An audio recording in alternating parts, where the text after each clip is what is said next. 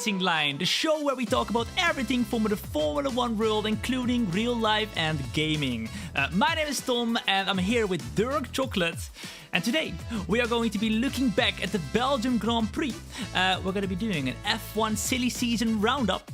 We're going to be discussing the F1 22 game driver updates, and if we think they are righteous or not.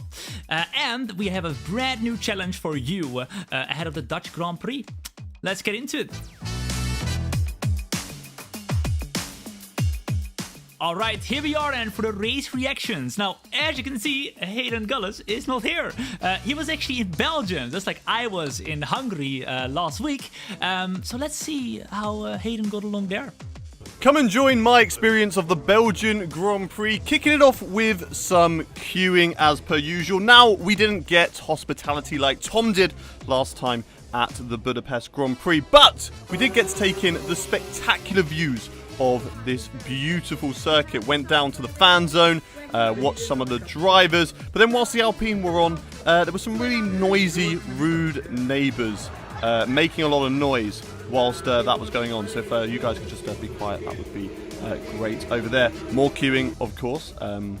That's just to be expected whilst you're at a Grand Prix. And then we moved over to the bottom of the track, a really long walk, to go watch the F1 action. Headed back to the fan zone to watch the concert that was going on there. And then on Sunday, it was early morning, up at 5 o'clock, onto the track. Really weird, looking at the track at night time and not really being able to see anything. And then, of course, I became a bit of a caveman digging as we found a mound. But look at this, the chair fit perfectly and had a very comfy seat to watch the racing from at the final corner of the Spa-Francorchamps circuit. Then it was running to the track after a brilliant Grand Prix, watching Max Verstappen dominate here, and they just about got to see the boys on the podium, as did everybody else. It was very packed on the start-finish straight, but we could not leave the Spa circuit without doing a little bit of surfing down the Eau Rouge Raidillon section. Nearly getting taken out by another bit of boarding. But there we go. That was my Spa GP. I'm starting to get really jealous of seeing you guys going to Grand Prix, and I'm starting to watch from home. But you know what? What a race that was for Max Verstappen, getting a dominant finish and starting from pretty much at the back of the grid. Insane from him. Seeing Lewis make that mistake, which we don't really see from him. It's very rare we see something like that happen from Lewis. And also, I have to say, what were Ferrari doing once again? Tom, talk to me, man. What do you think? Yeah.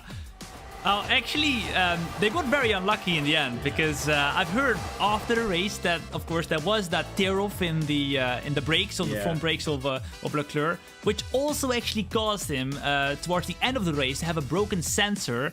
And because he got that penalty, of course, nobody actually knew why was he speeding in the pit lane. That was actually because of the broken sensor, which was burned because of the heat that was caused by the tear-off. So, I mean, it was kind of like unlucky, both unlucky and unlucky and unlucky. So it was, it was just a very unlucky day for Leclerc. But it's been like that for a while now. So I just hope that he can come out of it. But we'll talk about that actually as well. And of course, the pit lane where we talk about the driver ratings too with Leclerc. Yeah, no, absolutely.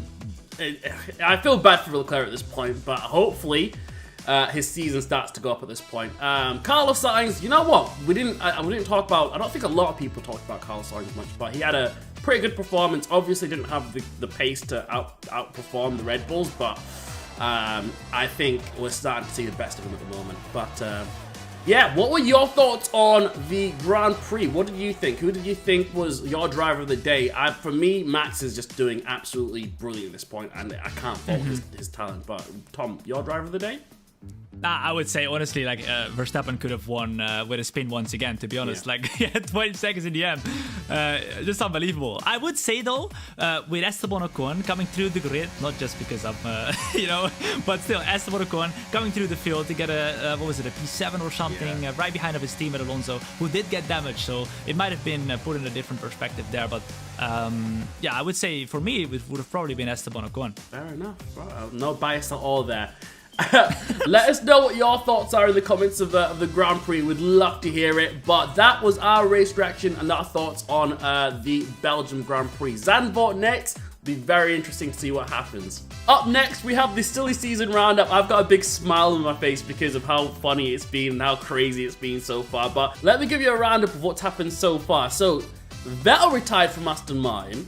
Alonso joined Aston Martin, which, Tom, I think you have a funny story for. Yeah. So, of course, I was in Hungary, right? In the hospitality, and of course, Esteban and Fernando are there as well. So what was funny was that actually Fernando had his birthday there. So on the Sunday, we actually all came about, and Fernando came downstairs from his motor room, and we were ready to go and sing his birthday song. And we all went singing. Even Drive to Survive was there with the whole film crew to film everything. So I might actually be in there for next season. And then of course the next day, what happened there then, the next day, Dirk? The very next day after that, Alonso goes off and announces that he's joining Aston Martin, which obviously stirs the pot. Now, things are happening. After that, Alpine go off and announce that Oscar Piastri is going to be joining them from his reserve role, only for Oscar Piastri to announce on Twitter that he's actually not joining Alpine at all next season and won't be driving for them, which then starts to stir a pot because where's he going? Ricciardo then goes off and parts ways with McLaren, leaves them, which now opens the door for Piastri over to McLaren, which was already rumoured but not confirmed yet, because now McLaren and Alpine are going to court on whether they take, who takes Oscar Piastri. It's been crazy. It's been crazy at the moment, but a lot has happened these last couple of weeks, and it's not even over yet because there's still seats open up and down the grid, and nothing's been confirmed. It's been crazy, Tom. Yeah, I struggle to round it up, sure. but man, thoughts on that one? So obviously it's one whole crazy fiesta. It's the whole circus all over again, and that is what is known for, right? Super entertaining in the off season too. And I don't really feel like we even had a summer break. It was just chaos and entertainment all over, all the way throughout. Now, obviously now this opens up seats at both McLaren and Alpine, of course, depending on what is going to be decided by the contract recognition board, which, as we are recording this, is currently reviewing what is going to be happening. But yeah, if the Alpine seat is open, there were, according to Otmar, 14 drivers who were interested. Now, I don't know who I would love to see in that seat. I don't know, maybe like a full French lineup with Gasly, if it's not going to be Piastri, of course, or maybe a Ricciardo, who now has to find a new team as well. But who would you like to see, Dirk, there? Oh, I think a full French lineup would be good for Alpine, seeing Gasly and. But I know they don't get along or haven't in the past, but. He's said openly now that he wouldn't be adverse to it, but he's also said that he would prefer Mick Schumacher, which is interesting.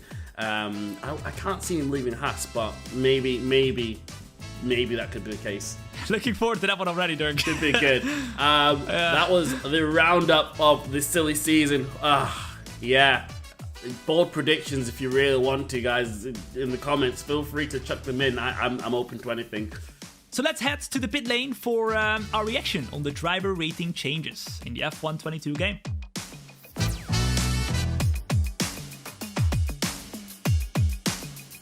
Alright then, here we are for the pit lane, where we will actually review the F1 22 game driver rating changes.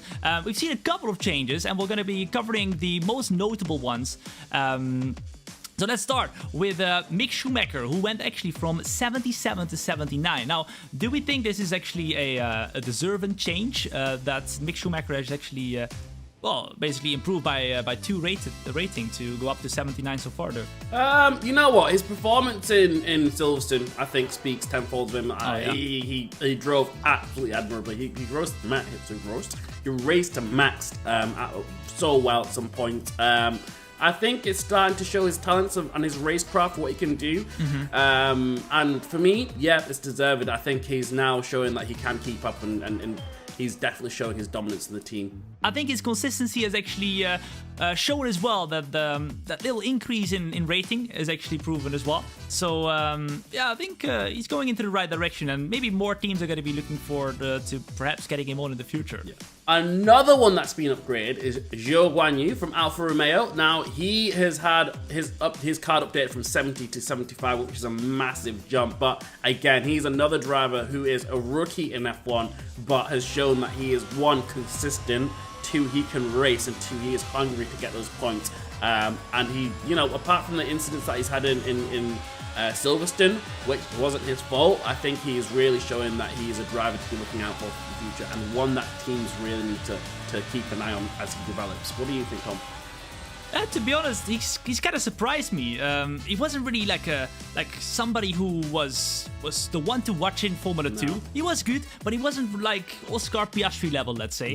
No. But really, he has proven now in F1 that he's able to score those points as well. Of course, Bottas still has more points compared to Zhou Guanyu, but I feel like he's here to stay. Yeah. I think he's here to stay. No, I agree with you, mate. I agree, for sure. All right, next one then is George Russell, who actually went up from 90 to 92, and that is a notable difference because now he is actually up into the third best driver rated in the F1 22 game. Now, he has shown to be super consistent in the first couple of races of the season, together with the whole team of Mercedes actually.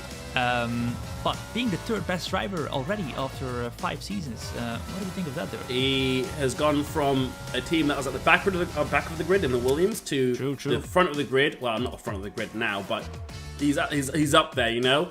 And I think the most notable thing about George is his consistency to get in the top 5. It's ridiculous. He's always up there or contesting. In the first 5 races of the season, he was in the top 5, which I think is just an admirable thing. That's crazy. With a car that shouldn't be up there, but they have really capitalized on other teams' mistake, and he hasn't really put wrong. Yeah, for sure. I think.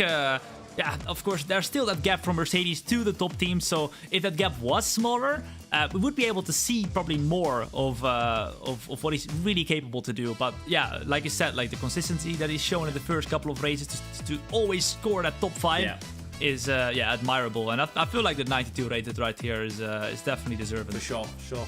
Now, for an interesting one, Max Verstappen going from 94 to 95 rated, winning the championship this season, and now being the best driver in the game on Formula 1.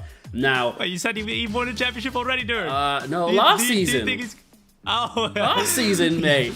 We're not even going to edit this out. We'll keep this in there. But 95 this season. But to be fair, he is looking to win the championship, Drivers' Championship again, with how dominant his driving. His car is up there, and his pace is just out of this world, as we saw in Belgium. So I think personally it's deserved. I can't really argue it. He's not really putting the foot wrong at all, apart from that one in Hungary. Was it 2 now? Hungary and elsewhere. I can't remember the other place, but I think it's 2. And even then, he's recovered very well.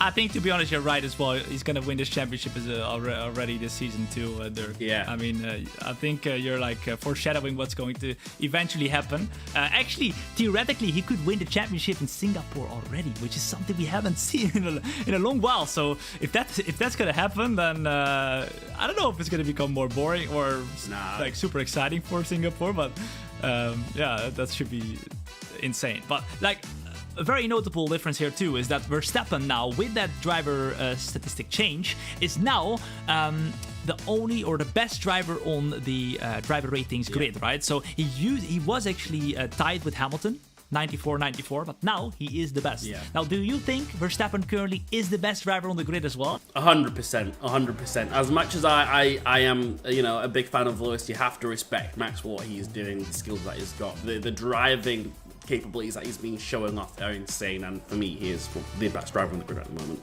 Now, the last one that we're going to have then for the driver set changes is actually Charles Leclerc, who is the only one in this list who actually lost 1 rating from 92 to 91, actually dropping behind of George Russell with the championship fight. He has lost the car a couple of times, for example, in France, and hasn't really been in that fight. Now, with his last race in Belgium, also getting behind of Sergio Perez, which really surprised me. I thought he was closer to the championship still, Dirk. Yeah, I think my opinion is it's a mixture of bad luck, some unfortunate strategic decisions being made, and because of that, he's finished in 4, 5 out of 6 races behind his teammate now. You know, whereas Carlos is taking charge of his own car and making the decisions firmly and challenging strategists. But I think Charles's faith may be where he's getting hurt. But at the moment, for me, I think I'm not too surprised, honestly. Okay, so the Dutch Grand Prix is happening this weekend, so we challenge you to try and beat our hot lap around the Netherlands. This time around though, we're not gonna do it in Formula 1 cars, we're gonna do it in the Formula 2 cars. So, let's see who's gonna be the winner right here. Alright, ladies and gentlemen, welcome to my home track then, the Netherlands in Zandvoort. I actually live 20 minutes away. As we bring it down into 3rd gear, I want to hug the curb on the right, but we don't want to touch it because it will take us out. I'm going to be honest with you, it's a little bit more than I did last time at Spa, but this is 4 flat. As we brake as late as possible for this next one, really want to watch out on the inside of the curb because then we will go spinning. 4th gear, and then just brave on the throttle, and then here it's just all eyeballing it, I'll be honest. Cut that, don't go wide there. Oh, it's beautiful. And this is one of the main overtaking opportunities as we head into the stadium section. 3rd gear, lovely. Oh, look at that, we've gone green on the Delta. Yes, we're improving. We've clawed it back. As we go into 4th gear into 5th through the last and final turn. And that, boys and girls, is a lap of Zandvoort. 2.5 tenths off my personal best. 1:21.0. I don't even want to know how slow or off the pace I am. It's going to be a 1:20.1 right here at Zandvoort. I always like to see what times we're setting out, so there's some interesting times. But if you think you can beat us, make sure to drop it on Twitter or drop the links in the comments below. Hashtag VRacingLine, and we'll keep an eye out for it. But, you know, good luck. And remember, the one who beats us it will be featured in the next episode. If you want to stay up to date with the Racing Line and the F122 game, then make sure to follow the @Formula 1 game channels on all social media and make sure you subscribe to the channel right here. From myself, Tom, Hayden as well, who's probably coming back from Belgium, and the men and women over at EA and Codemasters, thank you guys for watching, and we'll see you guys very soon.